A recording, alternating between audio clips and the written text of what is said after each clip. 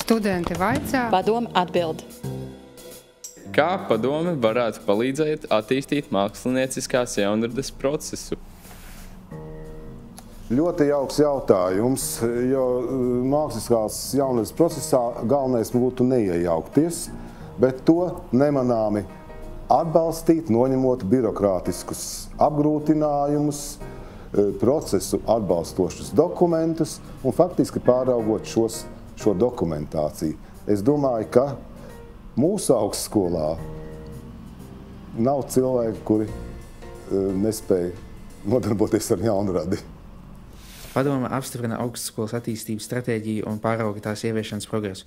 Kāpēc augstskolai ir vajadzīga attīstības stratēģija? Augstskolas visa darbība ir tomēr augstskolas vērtību ietverā. Un mūzikas akadēmijai starp citām vērtībām ir kompetence, radošums, izcilība. Un tieši stratēģija ir tas normatīvais akts, tas dokuments, kurā pietiekami sīkos laika nogriežņos, ar pietiekami sīkiem kvalitatīviem un kvantitatīviem rādītājiem ir parādīts, tātad tiek dota ceļakarte, kā šīs vērtības iemiesot dzīvē. Kādi ir galvenie stratēģiskie mērķi šī perioda augstskolas attīstības stratēģijā?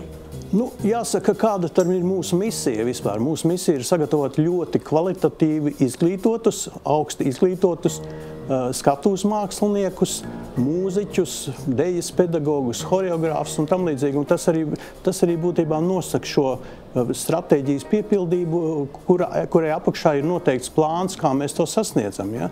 Un mūsu galvenais mērķis, protams, tas ir nodrošināt Latvijas kultūras dzīvi, Latvijas profesionālos un amatieru kolektīvus ar ļoti spēcīgiem jaunajiem vadītājiem, mūziķiem, dejotājiem, dziedātājiem.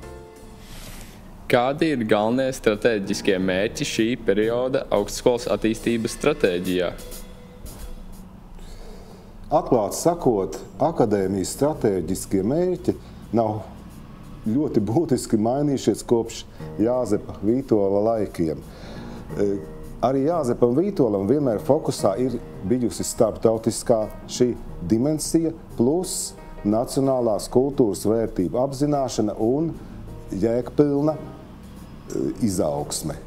Tātad galvenais akcents mums ir uz izciliem, erudītiem mācību spēkiem, gan Latvijā, gan ārzemēs, materiāla tehniskās bāzes pilnveidošana un nostiprināšana, un trešais, man liekas, ļoti būtiskais sadarbība ar mūsu citām mūzikas mācību iestādēm un Latvijas Nacionālā kultūras centru, lai paaugstinātu šo mācību iestāžu absolventu kvalitāti.